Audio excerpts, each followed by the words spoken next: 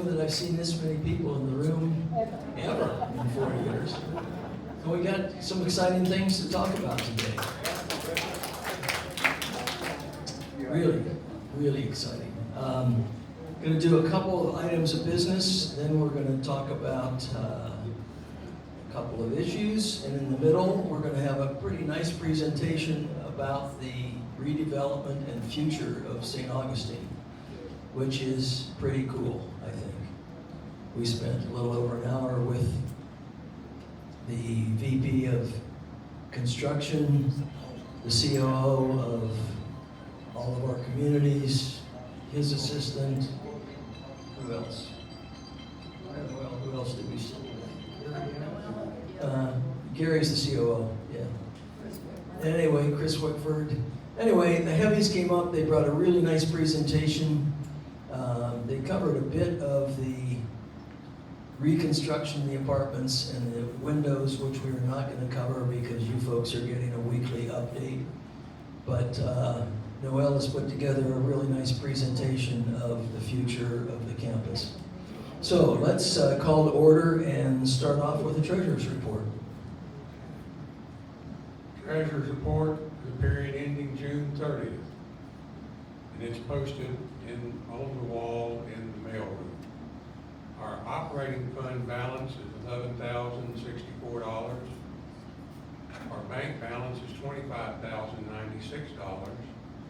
The unused portion of the operating budget is $8,057. Respectfully submitted. Thank you, John.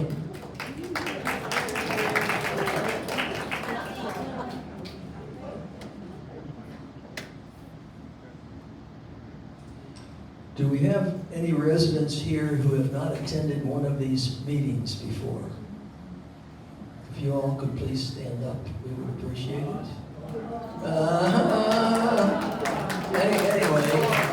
Anyway. Yeah, and what are your names? And Phil and Beth Tupchek, and you're on Forest Park. Yes, and they, guess where they're from?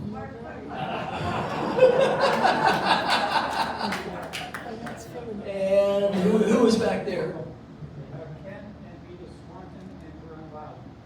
Ken and Vita Swanton on Loudon. Welcome, you all. Anybody else? Okie dokie. We will move on. Let's do a scholarship report first, and then we will get on to some exciting stuff. Oh, I'm sorry. Excuse me, more exciting stuff.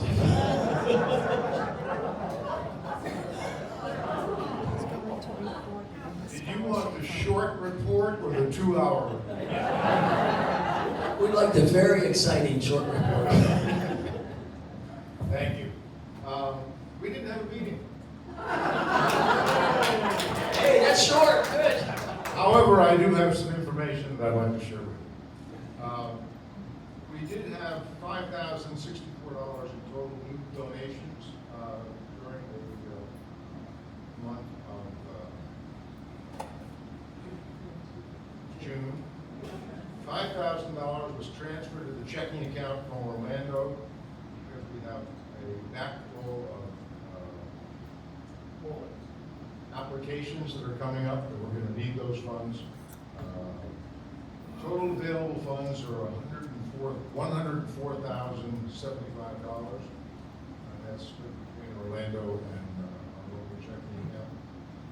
We have 4 applications in process, and I was informed today, just moments ago, that we have 2 more.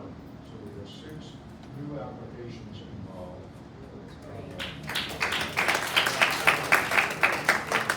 We have 3 recurrent awards. John asked why or I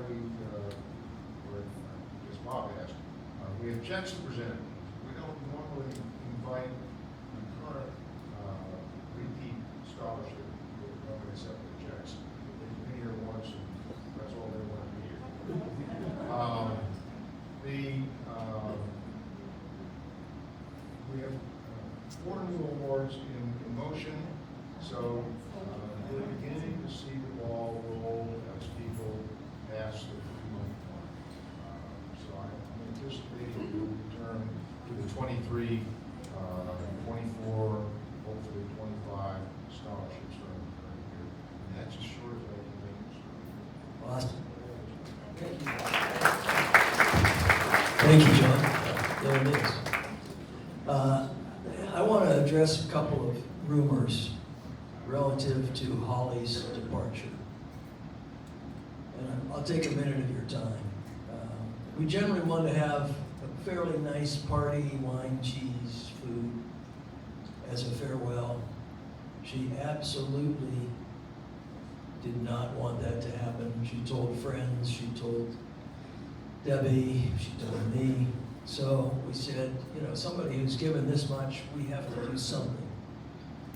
So a couple members of the council got together, put together the flyer you got, which was to put some form of recognition in an envelope, whether it be a gift card, a check, a cash, or just a card saying thank you.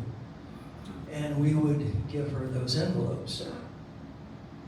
That went out Sunday afternoon. 10 o'clock Monday morning, I get a call from Debbie and Holly is upset. I don't want you people to do anything for me. And I said, Holly, you've been here 17 years. Everybody here loves you, and they want a way to say thank you. And by the way, she said, I'm just going to take those flyers out of the cubbies. And I said, well, that's a resident council business. It's like the U.S. mail. I don't think you can do that. So we talked a little more, and she said, well, then I'll give it to somebody. I'll give it maybe to the scholarship fund or something like that. And I said, that's terrific. I said, scholarship fund has $100 and some thousand, and they're not giving much away. I don't know that they need it. But if you have a charity, a church, or another favorite needy organization, what you do with this is yours. So the collections are coming in. The envelopes are remaining sealed. They'll be presented to her tomorrow when she departs. And she will do with them whatever she wishes. But know that your gift is to Holly. And we owe her a lot. So if you've heard those rumors, that clears the story. One of the rumors was that it was all going to go directly to the new memory care center. I had not heard that from Holly. If it is, so be it. It's because that's what she wants to do with it, and it's her money after we give it to her. So I hope that, are there any questions about that? I've just been hit with a bunch of questions. Okay, good, let's move on. Oh, question. I forgot, where do these envelopes get deposited? In the resident council box in the mailroom. Just in an envelope that says Holly. Any other questions? Okay. Where are you? Are you ready? All right. Noel Tallman, our resident artist, graphic genius, marketer, PR. Anyway, she has taken the program that we got from Orlando and improved it dramatically so that it's visible to everybody out there and you can see what's going on. So I'm going to turn this over to her and we're going to move so we can see it too. Since this is all about the future, I probably should be sitting here wearing some sort of fortune-telling outfit, as sort of the gypsy fortune teller, but this is actually all going to happen.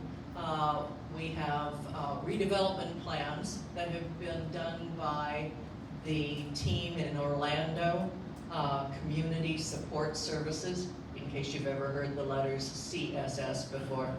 And there will be 2 projects to begin with. The current plans show for a lifelong learning center. You may have heard about that. It will seat 300 people as opposed to this one The room you're in right now is probably 110, maybe 120 people. So it will be much bigger. I'll go into more detail and show you what the stage is going to look like and what the room is like on another slide. But that will break ground this fall, coming up in just a couple months, if not then for sure in the spring, and on a very fast track because it needs to be finished by the end of next year. Also, current plans include some homes. There will be homes, apartments, and so on, a mixed selection of things across the water. We often say across the pond. That's, as you can see on the slide up there, if you can see inside the yellow circle where it says homes, that's number 2. And there will be 98 units, as they say, in various forms, which I'll show you. And then for future plans, after those 2 have been completed, then they will do the apartments in the park, and there will be 2 apartment buildings, similar in height and so on to residential apartment buildings that we have right now, but with lots of differences since it's been 20-some years since those were developed. There will be 100 units in those. So then on the next slide, you'll see in more detail what the Lifelong Learning Center looks like. Now, this will be a building that is a separate freestanding building. It's not connected to this existing clubhouse. They may do some sort of a walkway at a later date that would connect. But right now, the only walkway that connects is on the very back side, where on the right-hand side of the slide, it shows you sidewalk to clubhouse. And that will be an outdoor sidewalk that connects to allow people to come from, for example, the clubhouse kitchen area into the Lifelong Learning Center. The big room in the Lifelong Learning Center will seat 300 people. The chairs will be kept in storage in an area off to the left-hand side, as you can see, storage for chairs and tables. The room can actually be subdivided into halves or quadrants, depending upon the need for how many meetings would be going on at the same time. The stage, which is a very exciting feature, especially for somebody like Mike Hoffaker, who's, who does the audio for Play Readers, and for all the people on Play Readers like Jane Blocker, who's one of the directors. The stage will be a legitimate stage. It's going to be probably 2 feet tall, elevated. It will have a ramp as well as stairs to access it, with an official curtain, so that it is a very functional stage. Behind the stage, this is a very professional thing, will be a green room. The green room, however, is still part of purple up there, but it's on the right-hand side toward the D and elevated. There's a green room, as well as a toilet back there for people who have maybe been sitting in the green room too long waiting for their chance to come out on stage. Prior to going into the large room, there's an area they refer to as the pre-function area. It could be a gathering area. It was suggested that it also have bistro tables and chairs so that people could sit there and wait for an event that might be taking place in the large room later.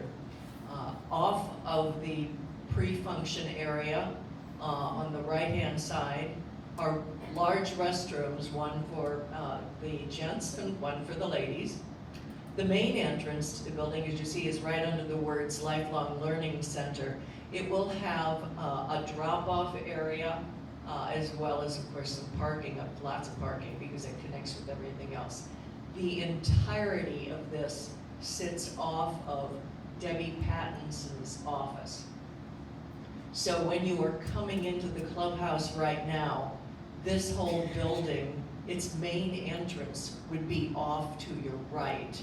So as you're coming into the clubhouse, it would be off your right-hand side.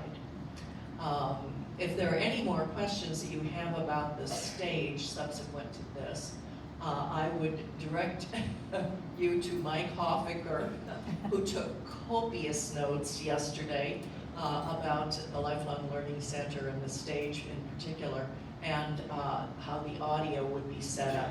There is place for storage for props and for storage for serving people. In the green area off to the right-hand side, sort of right next door to where it says back entrance, there's a green area, and that in the green area is a pantry and other storage areas that can be used to help cater an event that might be in either the whole area, the pre-function area, as well as the large room, or just one or the other location.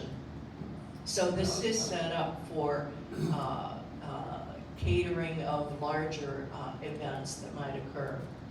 The reason there's a back entrance is because eventually there will be apartment buildings that will be completed in the park area that we currently have. That's farther down the road, but they're putting a back entrance in there now so that it will be available and accessible to people who would be future residents. The elevated stage, as it were, right now, also has the ability to receive props on the back side. So if, for example, a moving truck was delivering furniture for a set of a theater production, they would be able to drop it off there. Everything has been thought out quite thoroughly because Westminster has done these before.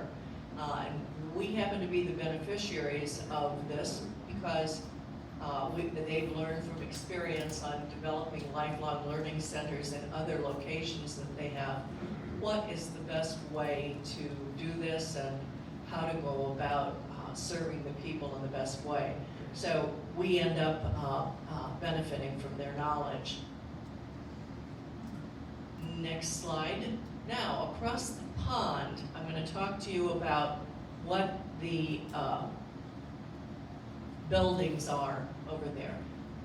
Now, you may not be interested in this because you say, I already live here. Why would I care about what's over there? Well, the answer to that is you can actually move over there. And if you came in under Westminster, the price you paid for your house or your apartment, whatever, the deposit, the initial fee, would be applicable to whatever you would choose to do in, say, upgrading to a different location across the pond. If, for example, you wanted to upgrade more than your house was worth, you have to pay the difference, of course. If you're downsizing, well, c'est la vie. Across the pond, as it shows there, it's a mix of unit types. There will be 2 apartment buildings. Each apartment building will have 28 units in it. It will be 3 stories tall, and that's over parking. So actually, it's 4 stories tall. The first floor is parking. You'll see a picture of this in a second. The first floor is parking and open so that it has what appear to be windows, but there's no glass or anything in them. It's just to keep air flowing through the whole parking area underneath. The second type of building over there is what they call a hybrid apartment building. Basically, they call it that because it's a baby apartment building. It's in their estimation, it's between an apartment building and a villa. It will have 8 units in it. It's 3 stories tall. You'll see pictures of all of these in just a moment. And the third type of facility over there is going to be a villa. I counted on the picture. There's about a dozen of them, but the number is actually to be determined depending upon how sales go with marketing of the other types of buildings, and if the hybrid is more popular and people like to be elevated more than in the villa for the view and so on, then they would be doing more hybrids instead of villas. The little red line at the very top there, yes, thank you, Jane, right where it's at the end of the word buildings, that line represents the potential golf cart pedestrian bridge. I say potential because they are still getting permits over this. It has to go through the county and all kinds of things to run a bridge across water like that. Not as easy as Simon and Garfunkel sang it. But anyway, that was the potential bridge there. As I said before, they're gonna break ground on this in the fall of this year. And if not that, in the spring. They will finish by the end of 2023. And it's sort of a deadline because they have floated bonds out there, and everything comes due. They have to have completed this work by the end of 2023. So it's going to be done, you know. People will be able to move in as early at the beginning of 2024. But as I add here, the whole thing will be constructed in phases, so that will be based upon sales of what's popular and how the budget goes. The whole thing will be gated, and so that people will also have a barcode. I don't know if it's going to be the same barcode or not, probably. They'll have a barcode to go in and out. It will not be a manned gate, but it will be an electronic gate. Now in the next picture, you get to see what the apartment buildings there look like. As I said, there's 28 units in each building. There are 3 stories of apartments over parking. The central area is where there are elevators to go up and down. There's 2 elevators in each building, and the open air parking is the first floor. Pardon? Oh, there's 4, my configure adds, there's 40 parking spaces underneath. So for 28 units, that means people are gonna be dueling over that second unit. Many people have 1 car as opposed to 2, so it may work. They probably figured that out actuarially. Yes? Oh, thank you, Bob. Okay, Bob answered, we were told you can purchase the second space. 1 comes with the unit when you buy in, and the other one, if you choose to go for a second optional parking spot, you can buy it. Is there any storage down on the? Yes, there is storage below. I did not add that on here, but there is. On the next slide, you can see in more detail what the interior of the building looks like, of the 2 apartment buildings. 28 units, now this is over 3 stories. It doesn't divide equally, as you can tell, 3 into 28. You don't have to have been a math major to know that that doesn't go evenly, but that's because obviously some of the units are 2-bedroom with den, and some are only 1 bedroom.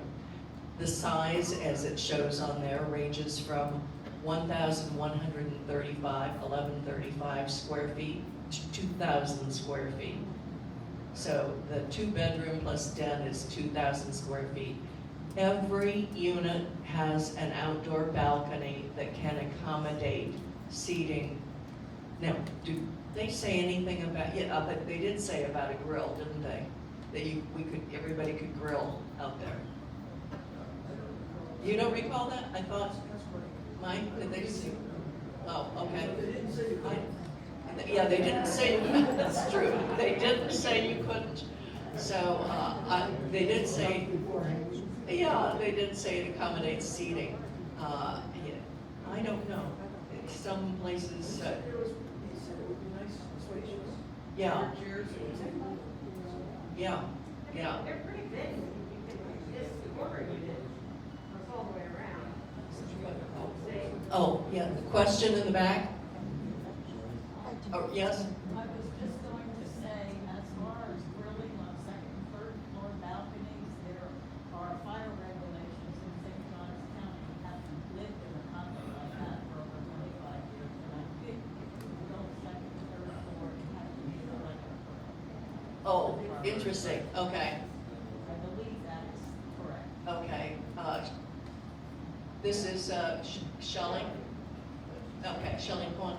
Shelley Cohen adds that in St. Johns County, she believes that if you grill on the second or third floor, that it has to be an electric grill. That's correct. Oh, and then it's, All of these apartments oh, that's true. All of the apartment buildings start on the second floor, so that is applicable to all of them. Okay, well, go put stock in the electric grill companies here.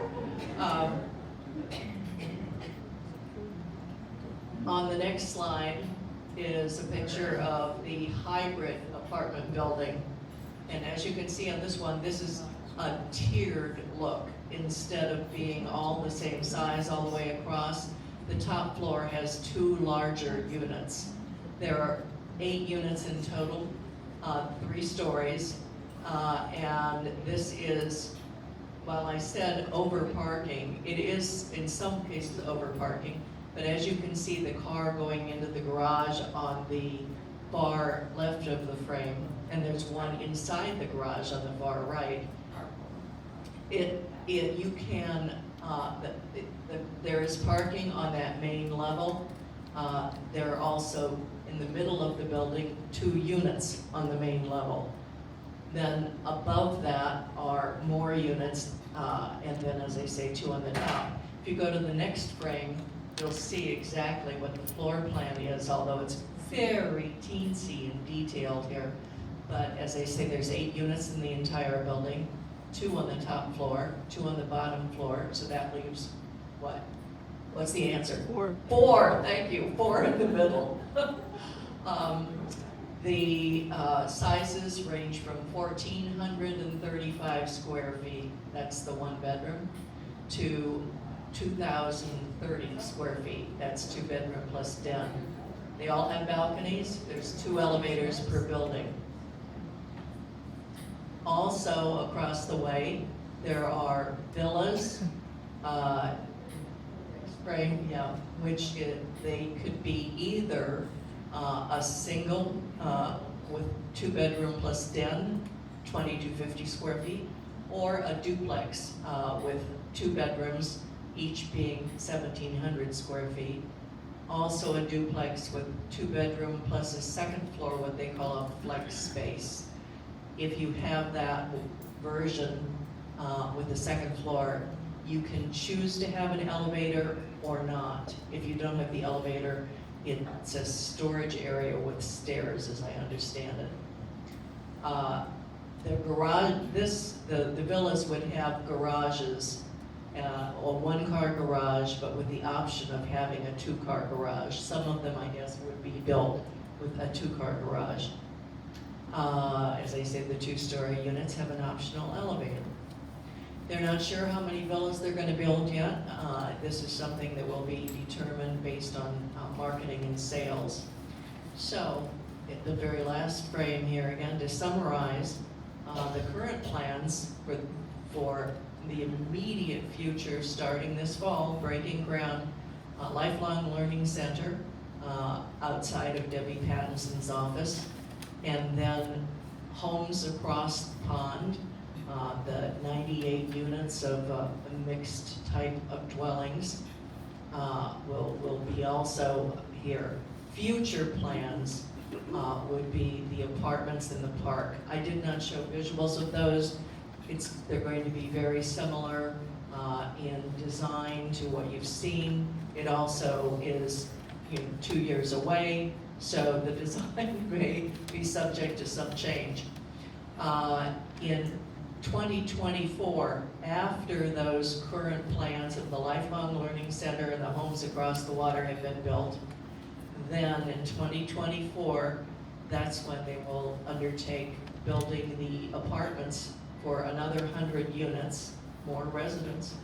And because there will be more residents, they recognize the need to expand the dining services here, which would mean an enlarged formal dining space, adding new dining for casual dining and outdoor dining, and enlarging a lounge area. That also be doing a larger fitness center. All of this remains to be determined and to how it will and where it will be developed in terms of expanding this clubhouse and building appendages to it. And that is all to be determined. We don't know what the plans are for that exactly yet. As I mentioned at the very beginning, the reason that you might be interested in anything across the pond is because your home price, at least if you came in under Westminster, would be applicable to the price of any unit over there. And residents who, I'm told this by Fritz, residents who would like to do that have first priority over outside people coming in. So I don't know if there's any kind of deposit required, but first priority for people who are already residents as opposed to those who are on a waiting list coming in, exactly as it works right now in terms of internal transfers. Now, if you are a person who purchased a home under Glenmore as opposed to Westminster, so your home, we purchased it earlier, Fritz said that there would have to be some adjustments and negotiations made because obviously home prices now are different than they were whenever it was that your home was purchased. But as he said, that would all have to be done when you apply. So if you have any questions about the Lifelong Learning Center, as I said, your lifelong learning guy is Mike Hoffinger.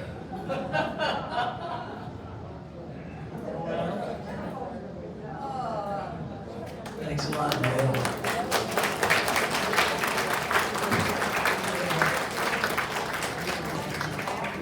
And just so you know, she took what was a very technically accurate presentation and redid all the graphics and redid all the words to make it what you saw today, which it was much more presentable.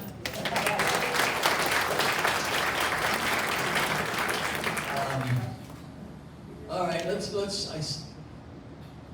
I have some questions? I have some questions. Can you stand? Yes. I hadn't heard anything at all about doing more in the health center. That's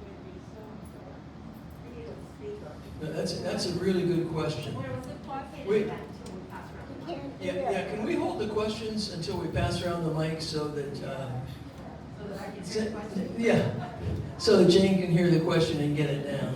And we'll do that at the end, and we'll need to know name and apartment number. But if you would, thank you, Jane, just hold the questions until we get to the end. And I'll see if I can catch up.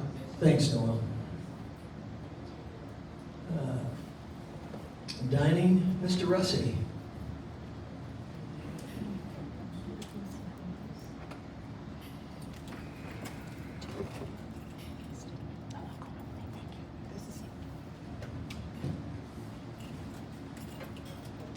The dining committee met with Rocco and Luke on the 20th at 2:30 in the private dining room. Our first order of business was to discuss the new seasonal menu, which will go into effect in mid to late August. Members had received copies on Monday, so they had time to review the selection. The only suggested changes were to move some items to other days, provide greater choices for people on a particular day. Dear to Mr. Whitfield's heart, cookies were discussed, and the committee all liked the big ones, but opted to delete the smaller ones as a main dessert. So I'm sorry, we talked about it. The cafe will be open for lunch on the 27th and breakfast the following day. Some of you may have had lunch there today. Menu items will remain as they were until our new cafe operator has time to develop her own specialties. Rocco is still splitting his time between here and Westminster Woods. A new position of assistant dining manager has been approved by Orlando, and applicants are being sought. We're also still looking to hire more cooks, a baker, and dishwashers. The servers all have drink lists on their tablets, whether they know it or not. Ask if you really want, are looking for something in particular. Michael is working on a printed list with items, brands, and prices. Members of the committee commented on the successful bar events that have been well attended and will increase participation. They will increase the number of participants from 16 to 20. Finally, a listing of special bar and dining events for August will continue to appear in the monthly Explorer and in Rocco's notebook in the private mailroom. There being no further business, the meeting was concluded at 3:30. Respectfully submitted to the dining committee, Steve Russell. Thank you, Steve.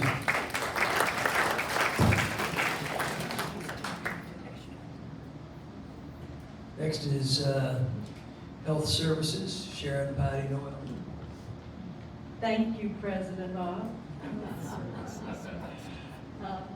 The Health Services Committee did not have a meeting in July. However, we do have some updated information that Misty DeGrosse, our health administrator, shared with us in relation to the memory unit and its progress. They are still in the preparation stage. They have applied for a grant to develop more sensory experiences so that they can have a state-of-the-art equipment for those. Those are very important in working with patients with dementia, residents with dementia. They are still in the training activities. Everyone involved in that unit has to go through extensive training, and that has been going on in July, June, and will continue in August. The CarePredict software and beacons have been installed that allow the unit to be secure, and they are right now testing the armbands that residents will wear. They've hired additional activities staff person because there needs to be much more attention given to ongoing activities with patients or residents with dementia. We do not have the date yet for the completion of that unit. And the Health Services Committee meets August 10th, so we're hopeful that Misty will have some current information about that for us then. What I'd like to add is that, as you know, we keep track of the COVID statistics for our St. Johns County. At the beginning of July, late in June, we went to high transmission level. As a result of that, the health center closed their doors to all volunteer activities. None of our volunteers have been able to go to the health center for the past month, and we still continue in that status. If you go there to visit a resident, you must wear an N95 mask at this point, as well as going through the electronic screening procedure. As of July 22nd, that high transmission rate still continues, as you're hearing about on the news. The positivity rate for COVID testing has risen to 21.6. It's gone up from, I believe, back in May, we might have been talking about 11%. So it's gone up considerably. What is more concerning is in the last 7 days, the hospitalization rate has raised 12%. So we are not at a good place in relation to this passing of this COVID germ. And we are urging you to wear masks again when you're in groups like this, when you're out off this campus especially, and you will be fighting an opposing tide. I can tell you because I just finished traveling to New Jersey and to Tennessee a few weeks ago. No one else is wearing masks. It's very hard to be the only person doing it, but it is for your safety and for the safety of others. So please give careful consideration to wearing masks for the near future. Thank you. Thanks, Sharon.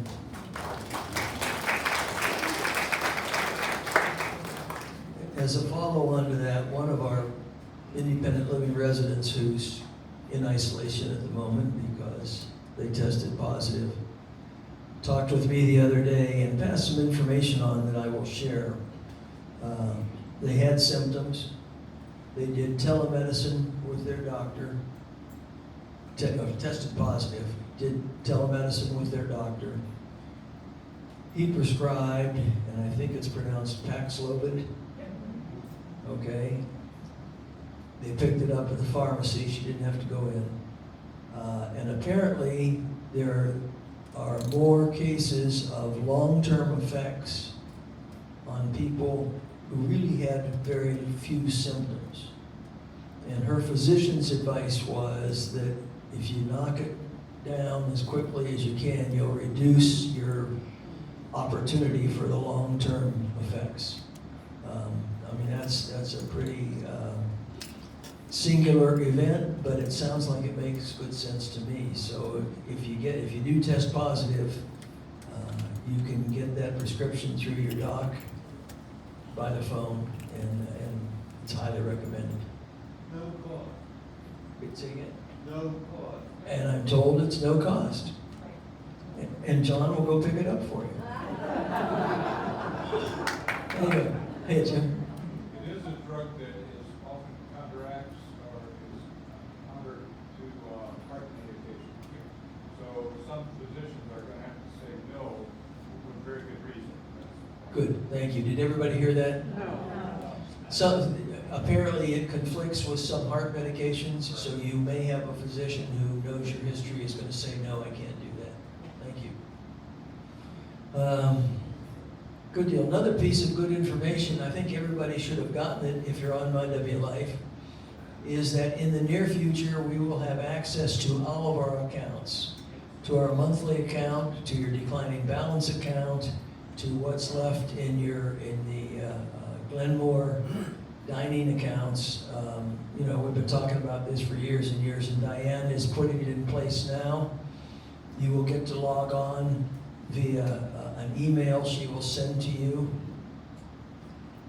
And if you read the directions, I found them a little fuzzy. We're going to see if we can put them out and clean them up just a little bit. But that's going to be a really nice opportunity, I think, for all of us. I like having good news.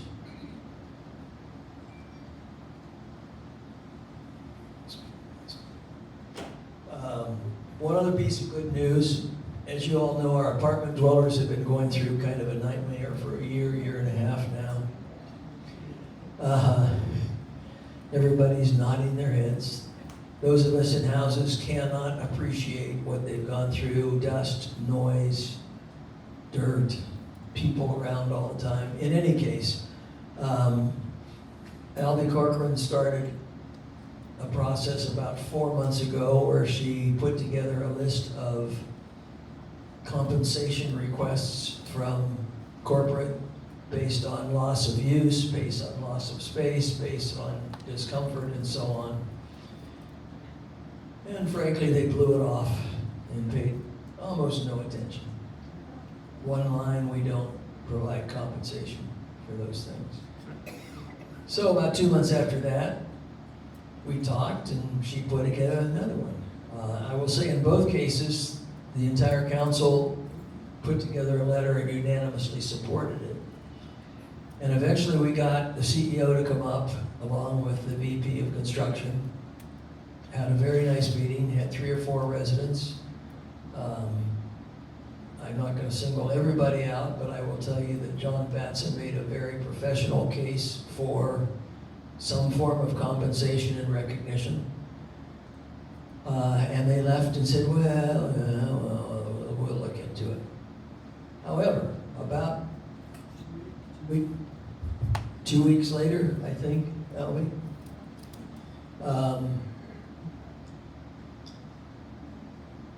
they acknowledged the extended time necessary to complete these building issues and the inconvenience to the residents, and so they have offered some financial consideration for the time the individual apartment is under repair, up to 3 months, and now they're getting them done in under 3 months. And the consideration will be in the form of discounts to monthly service fees. Acknowledging first floor people are the most, they get a little more, then the second floor get a little less, and the third floor get recognition for the inconvenience and noise. In any case, the nice thing about this is we really don't think upper management knew just how much of an impact this was having on people's lives. And so thanks for Albie, and she had a small committee of apartment residents. I shouldn't leave that out. I keep pointing there, but she's over there. And they put in a good bit of time of putting together some reasonable things. Needless to say, we didn't get the $1 million apiece we asked for. However, they did make it retroactive to all the people whose apartments have been completed. So it was really, really a nice gesture on their part, and thanks to Albie for putting in the effort.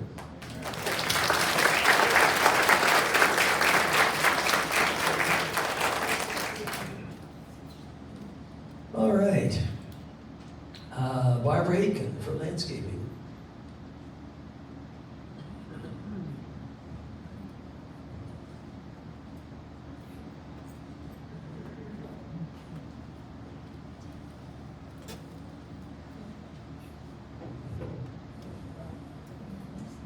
Mr. President, council members, can you hear me? Get- The Landscape Committee met on July 8th and again at a special call meeting on July 22, and this is a report of those meetings. The design of the Memorial Garden is still being modified in order to meet the financial requirements of the foundation. The new design proposal should be received in time for our next meeting, which will be on August 5. The plants around the pool have been left in the nursery pots and placed in the larger decorative pots for display. Unfortunately, the water just runs down the side rather than soaking into the dirt. And this has been kind of an ongoing problem since the weather warmed up. JR will have those larger decorative pots reworked by putting soil in the pots and placing the plants directly in the soil. This should help the absorption of water, especially needed during the hot summer days. Watering of other plants is going well with the new faucets and hoses. The pool deck flower pots will be rearranged to their original or near the same position they were before the gemstone was applied. At this writing, they were in a rather hodgepodge condition. It was brought to our attention that the gemstone applied to the deck floor gets very hot with the summer sun. So Jonathan will contact, or probably he already has contacted the vendor to see what can be done to correct that. And the irrigation work continues around the campus. We're still looking for a solution to the bug problem around campus, especially at the apartment carports in the Green Mile. The new red flower pots purchased for the clubhouse porch have been relocated elsewhere on the campus. But now, I must add, I went over and looked where they've been relocated, and they look quite nice. They haven't been planted yet, but they are in a different position, different place. Okay, at a special called meeting last Friday, July 22, other options for the clubhouse porch and gardens were considered. Stay tuned for further news in this regard. For a long time, there has been a problem with wild hogs destroying considerable landscape on our campus. So recently, a company was brought in to capture the hogs. About 15 wild hogs were caught, and they were relocated to a farm west of here.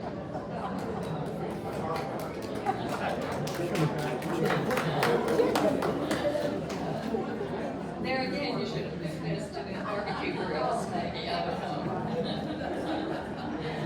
I don't know the exact location of the farm, but the hogs are no longer with us here at WSA. Woodpeckers, Say again? look at the woodpecker. Barbecue joint. Oh, okay.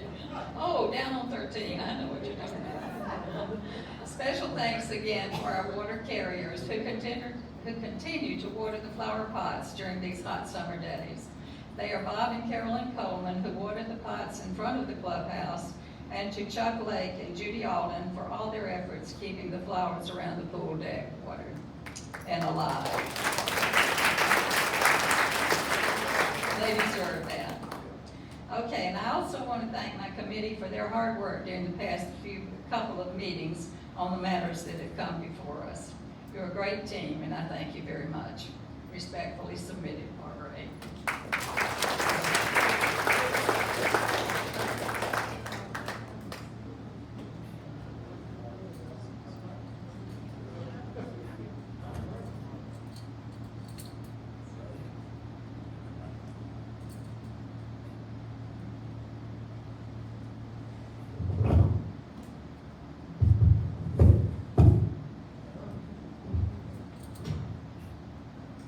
Yeah, this one works, okay.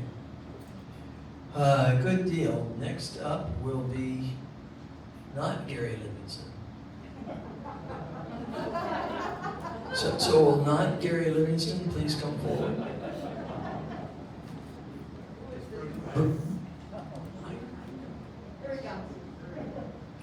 As you know, Gary had been our maintenance committee chairman for the past year and a half or so, and he has turned the reins over to Bruce Bagg,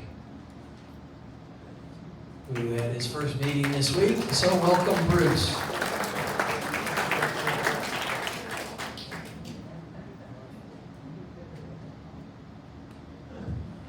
Good afternoon. About 2 Saturdays back, the transition took place, and the Emeritus Maintenance Committee Chair, Gary Livingston, agreed to spend the morning with me, helping me with the transition. And we were walking around the campus, and we got down to the end of the Green Mile, and I said to Gary, "How tall is that flagpole?" And he says, "I don't rightly know." I says, "Well, I think that's something I ought to have in my database as the incoming maintenance chairman." So we're standing there contemplating how we're going to determine that, and along comes out for her morning exercises, jogging along, is our wonderful Vice President, Sharon Piety Noble. And she says, "What's going on, guys?" I said, "Well, I want to know how tall that flagpole is, and we're trying to decide how we're going to determine that." She says, "No problem." She puts down her backpack, she lowers the flag, hands it to Gary, gets out a 3/4 inch ratchet from her backpack, loosens the bolts around the pole, takes them out, lays it down over the sidewalk into the weeds of the Green Mile, gets her tape measure out, hooks it to the base of the flagpole, runs out to the end of the flagpole of the Green Mile, the tip top, she shouts out, 28 feet 7 inches.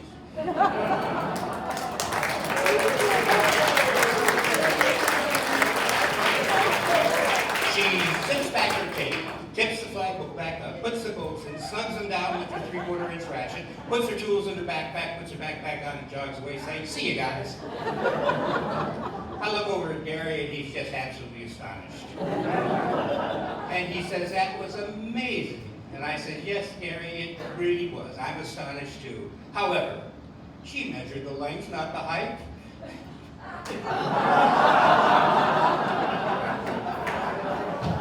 Are you sure you want me to take over the maintenance committee?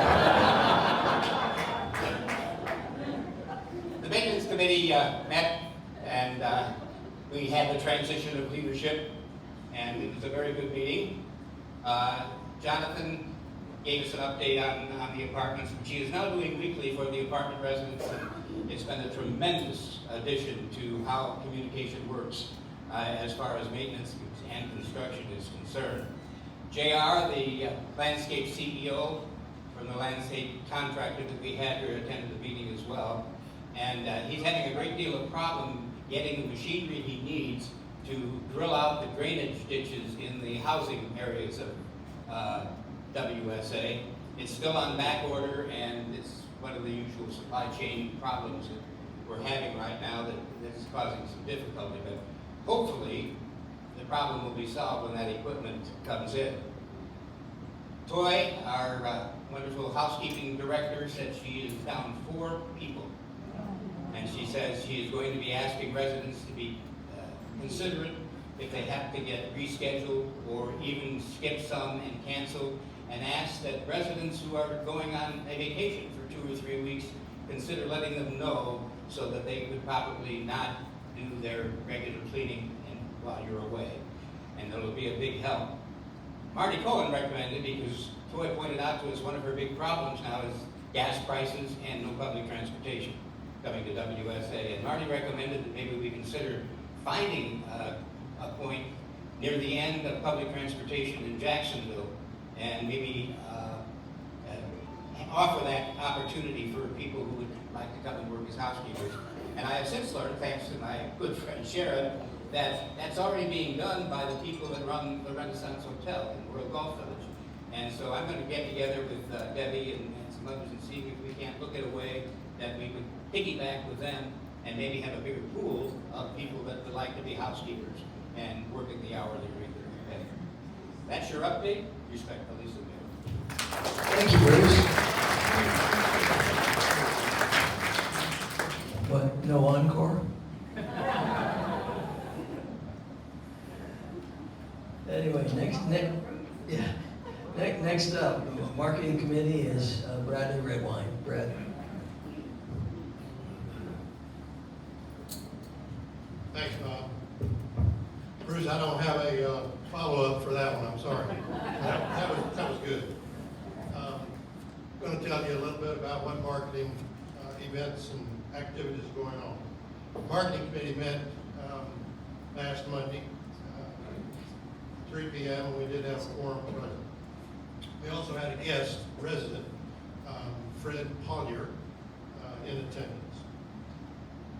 As of 7:15, our residential living occupancy, which, as you know, includes both occupied and reserved, stood at 100%. The good news is that I've been telling you that now for about 5 months. Currently, there are 3 units, 2 homes and 1 apartment that are off market and reserved for WSA residents undergoing the apartment renovations, or remediation, I should say.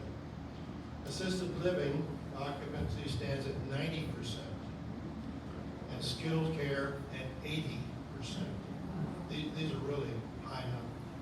And all of those together for the community, we are now at 96% occupied.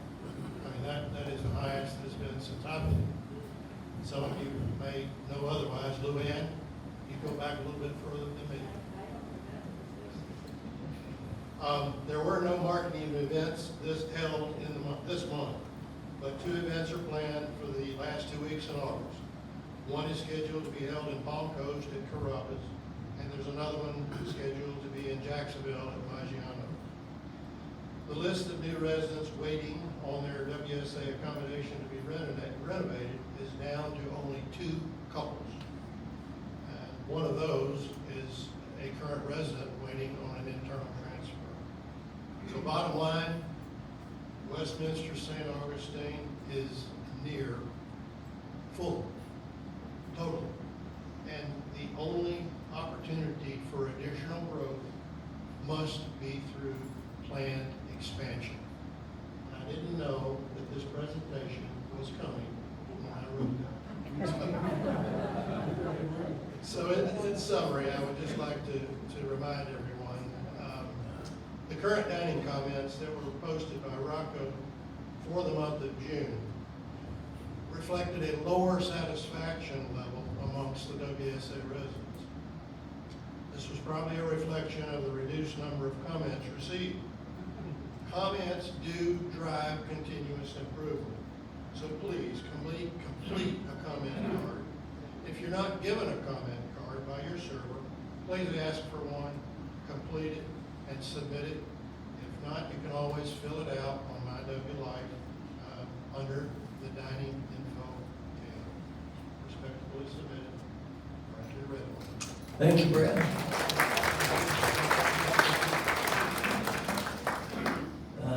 Next up is Social Committee Report, and standing in for Kathy Charlton is Edwina.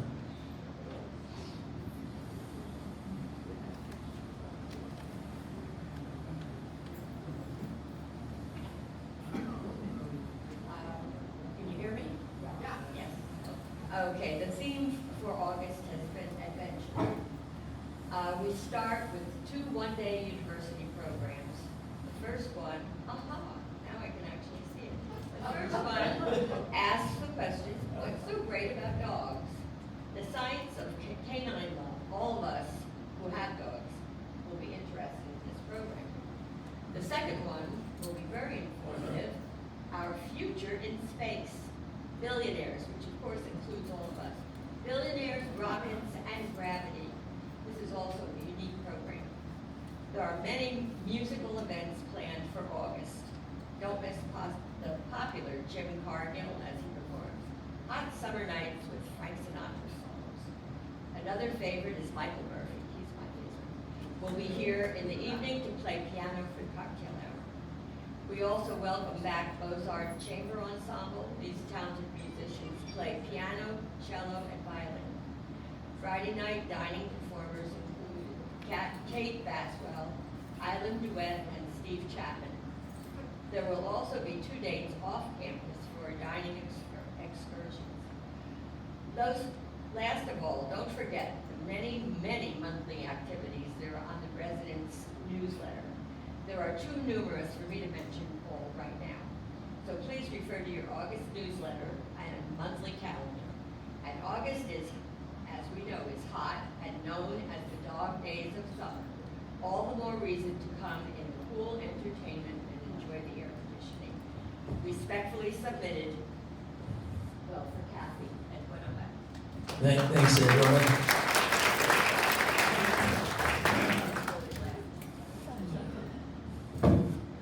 It must be me. I don't know. Yeah. Just got a text from Rocco. Those of you that have pop-up shop orders for delivery today, He'd like you to pick them up. he has asked if you would pick them up on the tables. If you're able to pick them up and take them home, they're a little short today and it would help them out. So, on the way out. And thank you, Jane. And anytime I stutter, feel free. All right, next up is the Welcoming Committee, Lynn Sumner.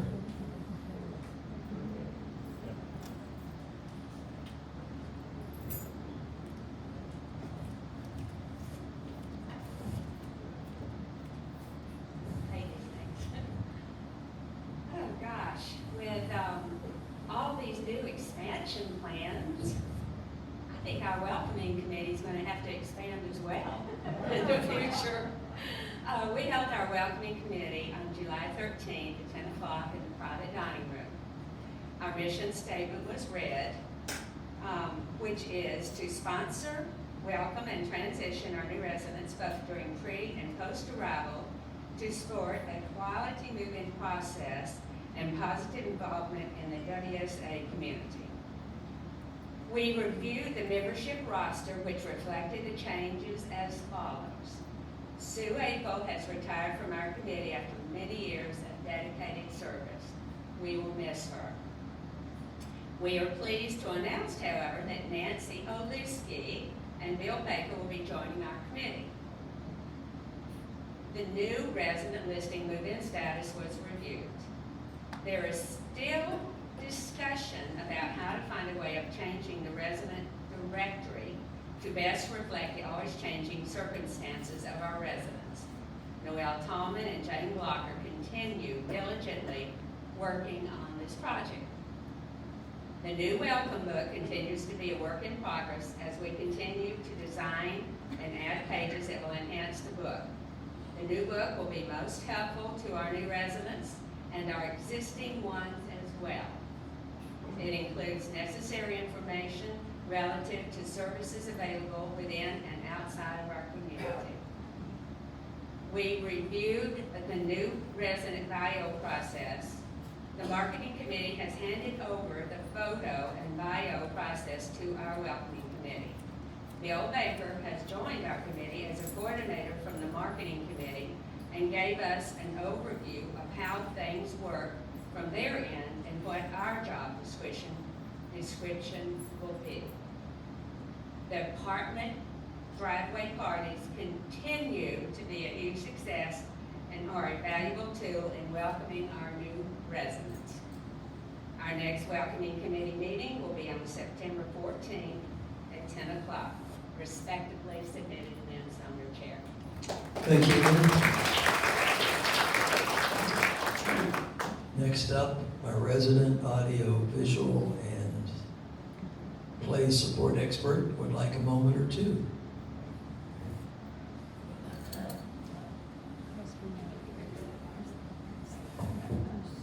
Most of you know me, and those who don't, I'm Mike Hoffecker. I am a part of the redevelopment committee, and I was in the meeting yesterday with corporate. And one of the things that was discussed is I call it the topping off of the projects. Corporate is building the buildings, but they're not putting in the stuff that we want. For example, with play readers, the theatrical equipment, spotlights like we have here in the ceiling, audio systems, head mic arrangements. And in the process of trying to find out where that funding is going to come from, basically we were referred to ourselves. So what's going to happen is as these buildings are being built, especially the Lifelong Learning Center, during construction there is going to have to be some wiring accomplished for speakers like we have here, the theatrical lighting and so forth. So at some point in time, we will probably be having a campaign to support this. We also have other requirements. Back in April of 21, we did a survey that asked the residents, what is important to you during this reconstruction process? And in that list, we had quite a few things. One of them, which I'm quite partial to, is what I call the man cave, which is the woodworking shop. And corporate will be willing to take part of this clubhouse arrangement and make a room that could be considered the wood shop, but we will have to, as residents, buy all the equipment to stock it up. The other things that they're talking about, that's probably the most important things at this point. There are a few other minor things that we've asked for from corporate, which may or may not come in down the road. So that was all I had to say. Thank you for listening. Oh, one other thing. Actually, two other things. Tonight is Michael Murphy, so don't forget that. And the hydroponic, although it's suffering from heat stroke, it is still producing, so help yourselves.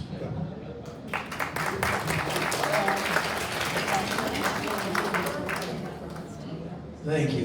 The one thing that they said relative to the Lifelong Learning Center is if we are going to increase the lighting and some of the enhancements not basic to that building, that they need to know soon what and when and how. And so my understanding is that we may end up with a foundation drive to raise funds for that.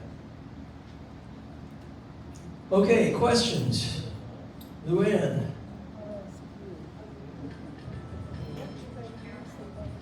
Thank you.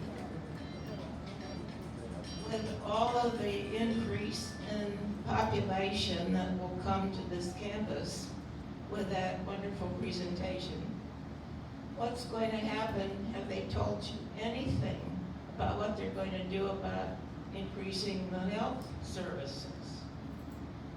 It's a good question. And we've asked that, actually, about a year ago, we went into that pretty deeply. And in fact, 2 30-bed facilities, assisted living and nursing care, significantly exceed what should have been built for this size of community. I mean, they do it all based on population and so on. And we asked the question again yesterday, and essentially, they will not be expanding. Diane. I personally went to Debbie and asked her that very question. And the answer to me was very corporate-like, that no, there is no plan for any expansion of anything in the health unit because it's never been 100% full. Now, if we're gonna double our population and, you know, not think of the future, I mean, are we running under chaos at that point? Or, you know, I mean, I just don't understand, because when you plan for the future. No, you're exactly right. So, I mean, this came from.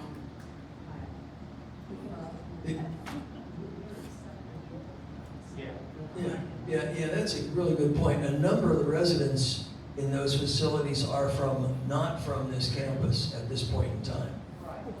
And so, as we grow, it will be more residents and no outsiders. And I don't know. There's only 15 beds available in the dementia. Yes. Yeah, if you have a question or comment, could you say your name and your house number? Brenda. Lucy Williamson, 709. I have a couple of questions about the development. I can't find where they're going to put a gate. Going to be a gate? If you are leaving our community and going down Royal Pines, at this end of their property, there's a road that goes into what will be our community. And it will be gated to the left, fenced to the left and gated right there. Okay, now my second question is, a lot of people that are going to be living over there are going to buy golf carts to come across the bridge for Yes. all these things. Where are they going to park all those carts? Oh, don't be thinking so far ahead. It's a good comment. It's a good comment, Lucy, and that's right. I do know that they have said there will be parking available in the apartments for golf carts and charging stations when that happens. But that should have come up. Did you write that down? Yeah, we will ask that question. That's good. Go. Joyce Gatonska, 524. Can't hear you. Joyce Gatonska, 524. Although it may not be important to Mike because he's focused on his wood shop, I'm questioning what development discussions have been had about increasing the size of both the activity center and the library. I can answer that. At this point, none. Because those will all take place with the reconfiguration and reconstruction of this facility after that one's done and that one's built. So that's probably 2 to 3 years away. As a matter of fact, you have heard me say we were going to request suggestions. And as we realized how far out it was, we're holding that off for a year or two. They did mention expanding the activity, or not the activity room, but the exercise room. Yeah, exercise, possibly library, we had a lot of opportunity. And I think we will have some good input for that. So Brenda. I have one question and Bruce has some. And what house are you in? Brenda Sensit, 608. You need to mute Jen. Both in 608. We're both in 608, yeah. So, at least we were when we came.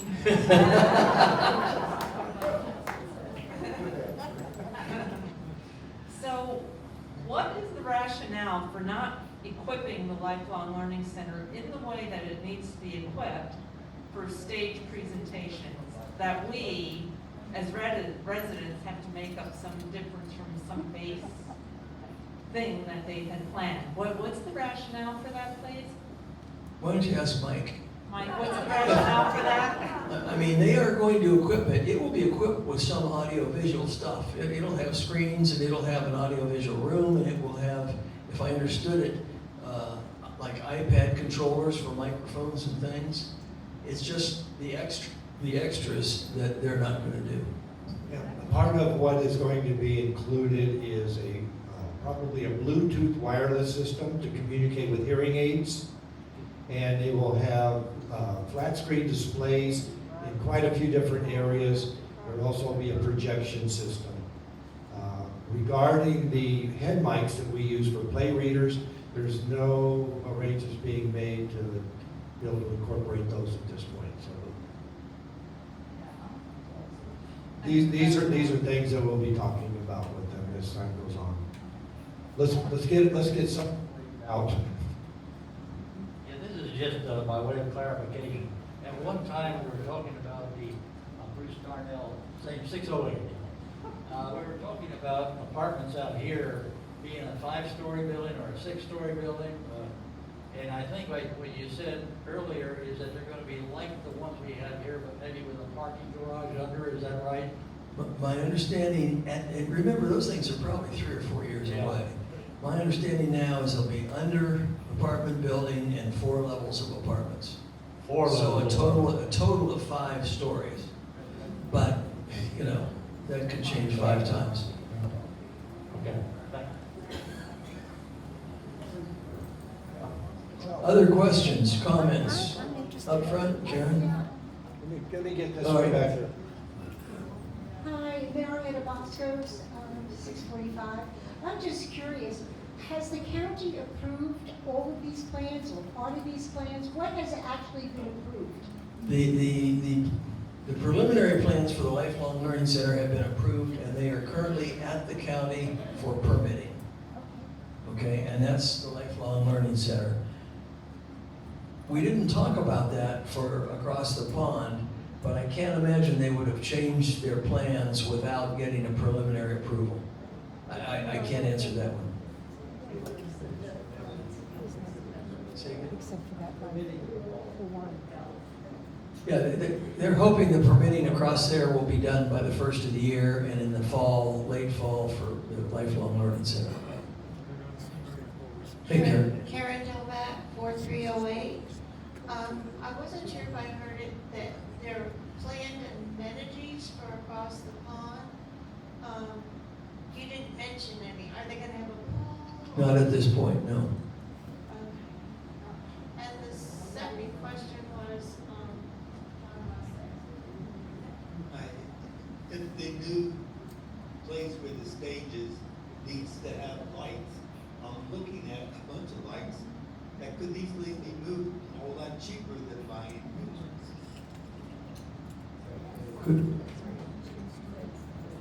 Good thought. Yeah, the only problem with that suggestion is the newer lights that are available today are also computer controlled.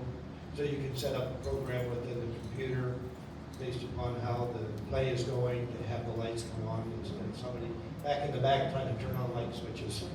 Yeah. You still use the same like this. Yeah, they're also LED lights. All right, any other questions or comments in the back?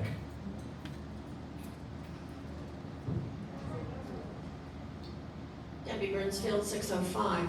Do you have any kind of a preliminary budget for what the extras will cost over in the Lifelong Health Center? Okay. We just talked about it yesterday. I mean, Okay. no. And the second question is to Noel, and I promise I was paying attention, but I just need to hear it again. For the new units that are being built, and those of us under the Glenmore contracts, what will be the issues related to us if we want to move out of where we are over into something new?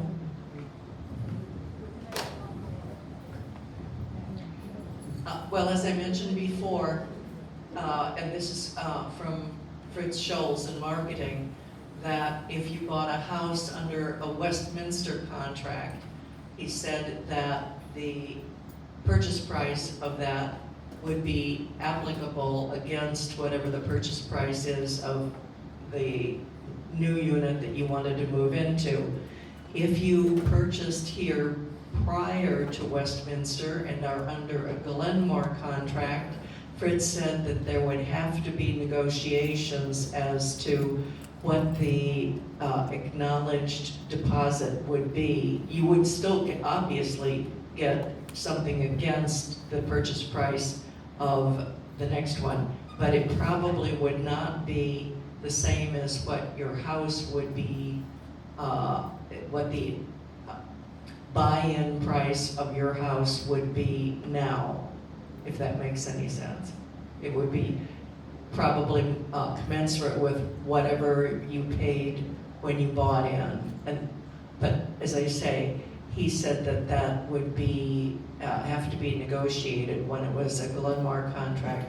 It's easier for them to make the statement about rolling over things that are within Westminster, even as here you might be currently doing an internal transfer to go from one location to another.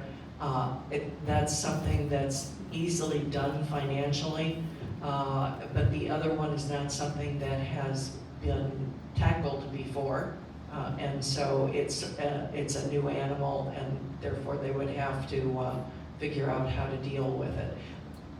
It's not that you can't buy in over there. It's just the question of how much you would be, how much value they would put on your existing location. Does that answer your question?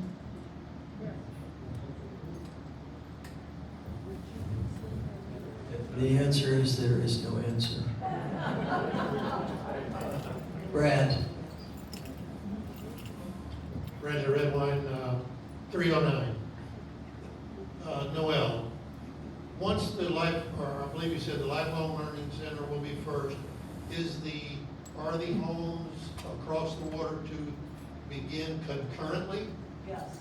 Okay, and then I believe you said that they would be kind of phased in as needed, or as the demand indicated? Yes. They plan to build them in phases. So Yes. the first phase may be one apartment building and 8 houses. And I don't know if it's going to be related to sales or not.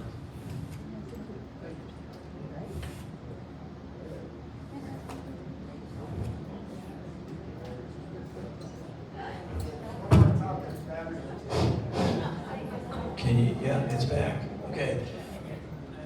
I'm failing fast. Any other questions?